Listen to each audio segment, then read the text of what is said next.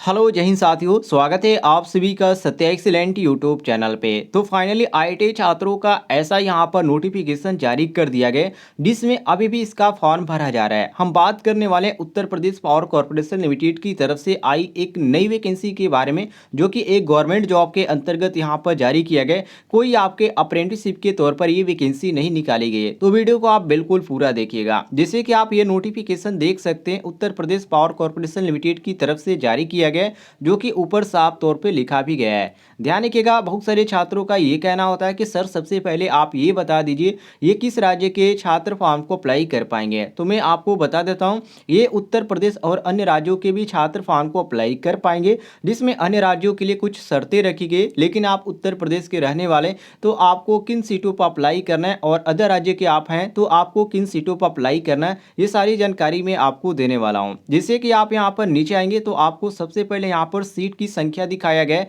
Total कितनी सीटों पर आपकी संख्या निकल के आ रही है। तो पद कोड का यहाँ पर 826 का यहाँ पर बात किया गया, जिसमें पद का नाम है टेक्नीशियन विद्युत के अंतर्गत ये आपका नोटिफिकेशन जारी किया गया है, जिसमें आरक्षित के लिए 357 सीट खाली है, और अन्य पिछड़ा वर्ग के लिए 241 सीट खाली है, और अनुसूचित जाति के लिए 187 है, और अनुसूचित जनजाति के लिए 17 है, और आर्थिक रूप से कमजोर वर्ग के लिए यहाँ पर 89 यहाँ पर रखा गया है। नीचे आप आएंगे साथियों तो इसमें कुछ एक बहुत ही बड़ी यहाँ पर जानकारी रखी गई। ये जो पद आपके दिए गए, ये Uttar Pradesh power corporation limited के अनुसार ये घटाए भी जा सकते हैं और बढ़ाए भी जा सकते हैं, क्योंकि यहाँ पर साफ तौर पे लिखा गया कि इन रिक्तियों की संख्या आवश्यकता अनुसार घटाने एवं बढ़ाने का अधिकार उत्तर प्रदेश कॉर्पोरेशन लिमिटेड के पास सुनिश्चित है। मतलब कि इसमें जो सीटें हैं वो बढ़ाई भी जा सकती है। ध्यान रखिएगा इस बात को।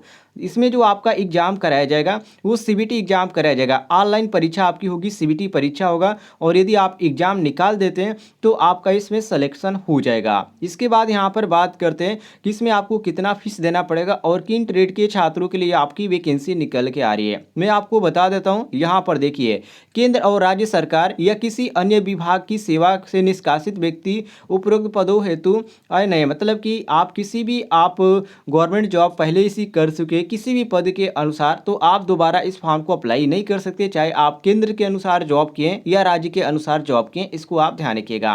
वेतन की बात करें तो इसमें जो आपको सैलरी दी जाएगी वो लेवल 4 के अंतर्गत 27,200 रुपये से शुरुआत की जाएगी, और इससे ऊपर भी आपको पेमेंट दिया जाएगा। आवेदन के समय अभ्यर्थी के पास निम्न शैक्षिक योग्यता होना चाहिए, जैसे कि माध्यमिक शिक्षा परिषद उत्तर प्रदेश की हाई स्कूल या समकक्ष परीक्षा विज्ञान एवं गणित विषयों में उत्तीर्ण होने के साथ नियमित छात्र के रूप में निम्नलिखित ट्रेडों से किसी एक ट्रेड से द्विवर्षीय अखिल भारतीय अथवा राज्य व्यवसाय प्रमाण पत्र एनसीबीटी या एससीबीटी का होना आवश्यक है, जिसमें ट्रेड यहाँ पर रखा गया है इलेक्ट्रीशियन या इलेक्ट्रिकल से होना चाहिए, या आपने इलेक्ट्रिकल के अंतर्गत कौशल विकास के अंतर्गत विद्युत वितरण में 18 दिन का यदि आपने ट्रेनिंग ले रखा है तो भी आप इस फॉर्म को अप्लाई कर पाएंगे। अभ्यर्थियों के लिए कुछ यहाँ पर अदर जानकारी दी गई, जिसको आप पढ़ेंगे तो समझ में आ जाएगा कि अभ्यर्थियों को सहायतार्थ स्पष्टीकरण नोट दूरस्थ शिक्षा माध्यम से अथवा अनुभव के आधार पर प्राप्त अथवा वरिष्ठ ट्रेडों के अतिरिक्त समकक्ष तकनीकी प्रमाण पत्र मान्य नहीं होगा। इस बात को ध्यान रखिएगा, क्योंकि बहुत सारे लोग इसमें अपलोड कर देते हैं। तीसरी बात यहाँ पर ये कहा गया है कि आयु जो इसमें रखी गई है वो आपका 18 से 40 वर्ष के जो छात्र हैं वही लोग फॉर्म को अप्लाई कर पाएंगे, और जो आपका उम्र इसमें काउंट किया जाएगा 1/1/2022 से आपका उम्र काउंट किया जाएगा। छूट की बात करें तो जैसे हर एक वैकेंसी में आपको छूट देखने को मिल जाता है, इसमें भी आपको छूट मिलेगा।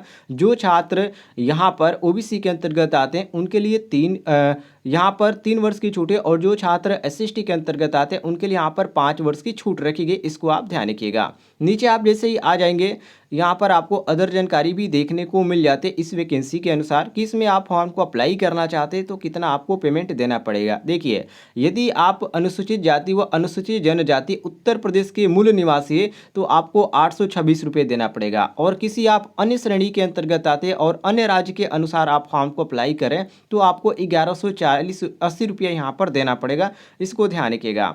इसके बाद यहाँ पर आप नीचे आ जाएंगे तो आपको अदर भी जानकारी देखने को मिल जाती है इसके बारे में, जो कि प्रमाण पत्र और अदर राज्य से जो छात्र अप्लाई करें उनको किन पदों पर अप्लाई करना है, ये सारी जानकारी यहाँ पर दे रखी है। इसमें ध्यान रखिएगा, इसमें जो आपका रखा गया है माइनस मार्किंग रखा गया 1/4 के अंतर्गत है। इसमें जो आपका एग्जाम में जो क्वेश्चन दिए जाएंगे वो सामान्य अध्ययन व तकनीकी ज्ञान से आपका 20 क्वेश्चन रहेगा, जो कि अधिकतम अंक 20 भी रखा गया है। सामान्य हिंदी हाई स्कूल सामान्य स्तर के अनुसार आपका 15 से क्वेश्चन रहेंगे, 15 मार्क का भी रहेगा। सामान्य अंग्रेजी रहेगा जो कि हाई स्कूल स्तर पर रहेगा, ये आपका 15 का रहेगा और इसमें भी 15 अंक आपको देखने को मिल जाते हैं। टेक्निक के विज्ञान विषयक ज्ञान में आपको 150 क्वेश्चन देखने को मिलेगी और इसमें आपको 150 यहाँ पर मार्क का होगा। टोटल जो आपका यहाँ पर क्वेश्चन रहेगा 200 रहेगा और 200 मार्क का रहेगा, जिसमें 1/4 का माइनस मार्किंग भी रखा गया है। इसके बाद यहाँ पर ध्यान रखिएगा, चयन हेतु द्वितीय भाग की परीक्षा में कम से कम आपका 33.5% अंक प्राप्त होना अनिवार्य होगा, अन्यथा ऐसे विद्यार्थी जो 67 अंक से कम अंक प्राप्त करेंगे वो चयन प्रक्रिया से बाहर हो जाएंगे। ये काफ़ी अच्छी बात इन्होंने पहले ही बता दिया है, तो आपको इन बातों को ध्यान रखना है। नीचे आप आ जाएंगे तो यहाँ पर आपको डेट देखने को मिल जाता है कि ये जो फॉर्म है कब से कब तक यहाँ पर भरा जाएगा। तो ऑनलाइन आवेदन पत्र जो की तिथि है ये आपका 27/9/2022 से भरना स्टार्ट हो चुका है और 19/10/2022 तक ये आपका फॉर्म भरा जाएगा, जिसका पेमेंट आप net banking, credit card, debit card, online द्वारा आवेदन शुल्क जमा करने की जो तिथि है वो भी आपका सेम डेट रखा गया है जो फॉर्म की डेट है ऑनलाइन और यहाँ का क्लोजिंग डेट की, तो इसको ध्यान रखिएगा। इसके बाद यहाँ पर जो स्टेट बैंक के माध्यम से जो चालान है उसका भी यहाँ पर जानकारी दे रखा है, जिसका भी यहाँ पर सेम टाइम है, लेकिन यहाँ पर 21/10 कर दिया गया है। और जो इसमें आपका एग्जाम कराया जाएगा नवंबर माह में एग्जाम कराया जाएगा, तो जो भी छात्र फॉर्म भरने वाले हैं वो बिल्कुल तैयार रहिए। बाकी आपको कोई भी अदर जानकारी चाहिए तो कमेंट बॉक्स में पूछ लीजिएगा, आपको जानकारी मिल जाएगी।